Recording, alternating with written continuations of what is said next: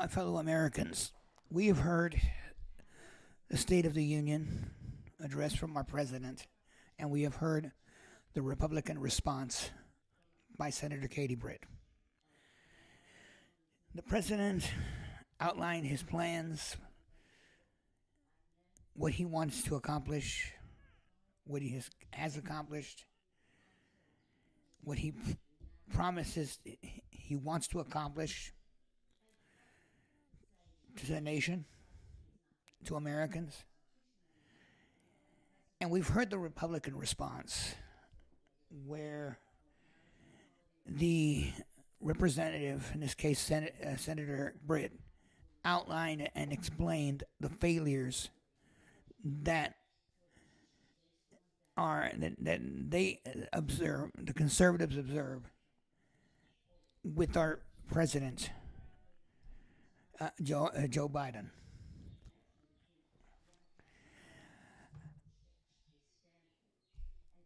It appears that the conservatives on this end do not understand exactly what is, what the situation is. Senator Britt goes about criticizing the failures of President Biden. But what she and many, many conservatives fail to understand is that the president is not to blame in all of this. The president is not to blame for the issues at the border. The president is not to blame for any other things that she is talking about. The fact of the matter is, the president is only as functional as the legislature that sends him the bills that he needs to sign into law. If the legislature is not functioning correctly, then there's nothing the president can do. The president and the executive branch is 1/3 of the function of our nation's government. The other two steps are the judicial and the legislative. But our legislative branch is hurting. Our legislative branch is clearly divided. And unfortunately, these congressmen, these senators, these representatives don't understand that they are the ones that are causing our country to fail. Because of the division and the disagreement between them, that they are not able to come together to do what needs to be done to protect our country. Oh, it's easy for Senator Britt to criticize the failures of President Biden. It's easy for her to say that it's his border policies that have hurt our country. Well, the fact of the matter is those policies were not the president's. Keep in mind, the president undid previous policies that were created. Policies that were straining diplomatic relations with our southern neighbor. Policies that were set in place because of a health crisis known as COVID-19. Policies that could not be used anymore. Not because the U.S. didn't want to use them. They couldn't. The fact of the matter is, Congress because of the division, has failed to help the president, has failed to send legislation to his desk, and they complain that it's the president's fault, when the fault lies within Congress itself. Time and time again, I have said on this platform that Republicans don't have balls. They don't have the guts. They don't have the testicles to join forces and work together to fix this country. Conservatives are only worried about their politics. They're only worried about their party. Conservatives don't give a crap about their colleagues. And frankly, as an American, in all honesty, I am incensed and I am pissed. Because I see a Congress divided. I see a U.S. House divided. Simply because Republicans do not have the balls to do what they need to do.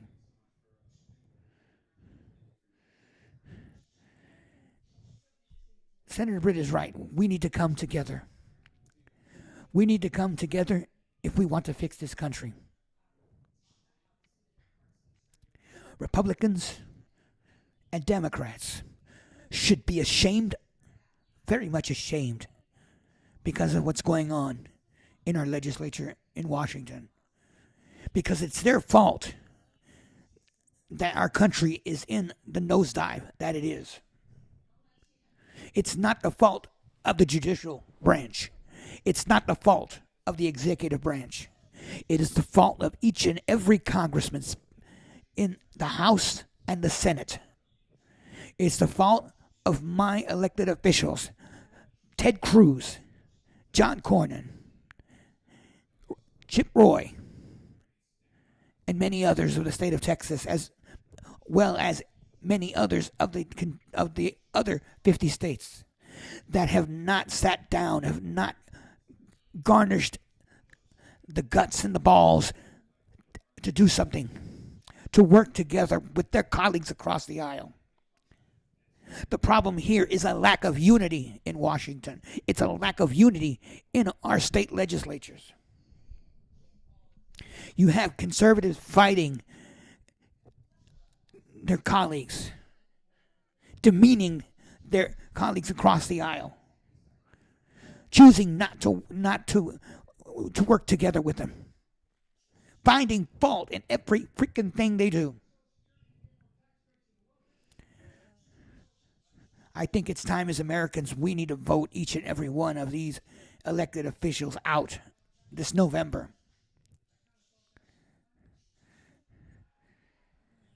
Our country needs our help now more than ever. We cannot trust these politicians that we have elected.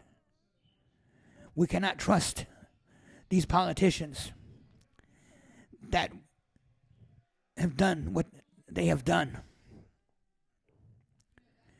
We've lived through Parkland High School. We've lived through Robb Elementary.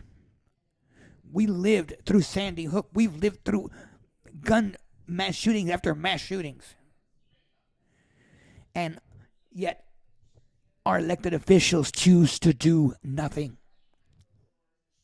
Some pushing a broken ideology that instead of protecting our nation is destroying it. Plain and simple, and there's no excuse. And what's worse is our elected officials on the conservative side refuse to accept it. They refuse to admit it. Why? Because they're more worried about their politics than they are the American citizen.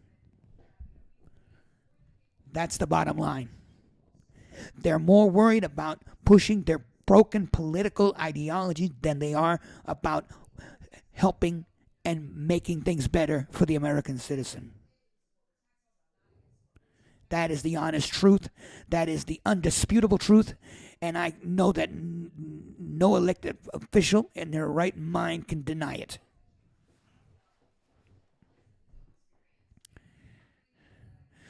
We had so many victims die in mass shootings.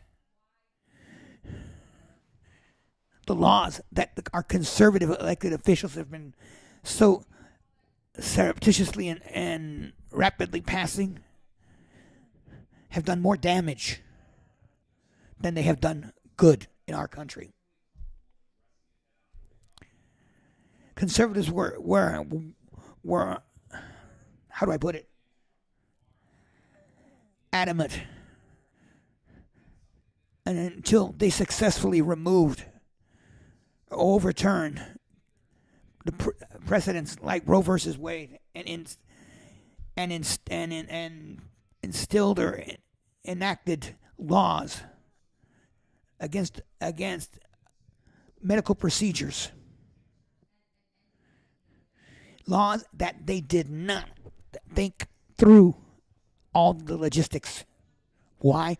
Because these legislators are not doctors. They're legislators. They're elected officials. They have no medical experience. And what happened? You see lawsuit after lawsuit. Kate Cox, Amanda Zarowski, Texas, and other states. Women that have had to put themselves in the position of fighting their own governments because the governments screwed the hell up. Plain and simple. The ideologies of the Republican Party are broken. They are broken because the laws that they have created, they did not see all the logistics involved. And the crazy thing is, they don't have the balls. They don't have the courage to admit it. It's a sad state of affairs when you have a political party that is hell-bent on destroying the country. And I'm not talking about the Democrats. Republicans nationwide, state by state, should be ashamed. They should be very much ashamed. Because it's because of the division that they have created between them and their colleagues that has put our country in the position that it's in.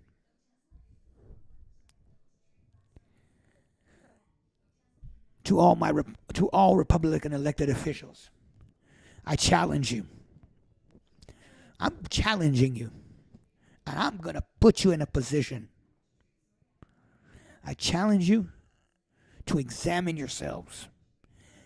I challenge you to admit you messed up. The immigration issue is a classic example. An issue that started 40 years ago. 40 years ago. No, Senator Britt, it's not Biden's policies. Senator Britt, I encourage you to read your history. I encourage you to read about the Immigration and Nationality Act of 1986, signed by President Reagan, or the successor package that was signed in 96 by President Bill Clinton. And the fact that Congress, who was supposed to provide supplemental legislation to offset it, and they never did. That's who is to blame for the situation with our border today. It's that Congress that should have passed that supplemental package back in 86, and they failed to do so. The package that should have offset and prevented the backlogs in our immigration system that have been in place for 40 years. It's not President Biden, Senator Britt, you damn well know it. It's the cause is the negligence of your predecessors.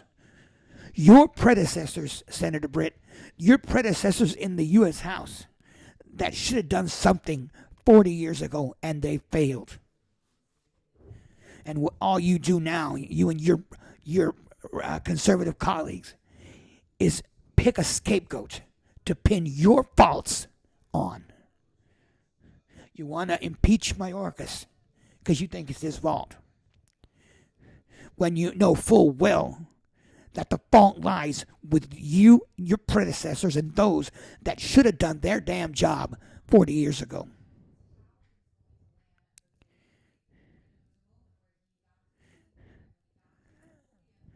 I challenge you. I challenge you to admit, to get you and your colleagues to admit your fault and finally do something about it. Do you have the balls to do it? Do you have the testicles to do it? I think myself and many Americans nationwide would agree to challenge you and see if Republicans finally have balls. And maybe we can make this country great again. The time is now. The time is now for our elected officials to act, to come together. Can they do it? Are they willing to do it? That's all the president is asking, is to come together and do what should have been done from the beginning. That's all he's asking. House Speaker Michael Johnson, seeing you there seated, the faces you were making while the president was speaking shows you're just as worse as they are. You're a leader, Mr. Johnson. You are a leader. Yet, I don't know, you're not showing leadership quality. Because if you did, some things would have gotten done in Congress. Plain and simple. Some things would have gotten done. But no. You have to follow the guidance of your leader. Plain and simple.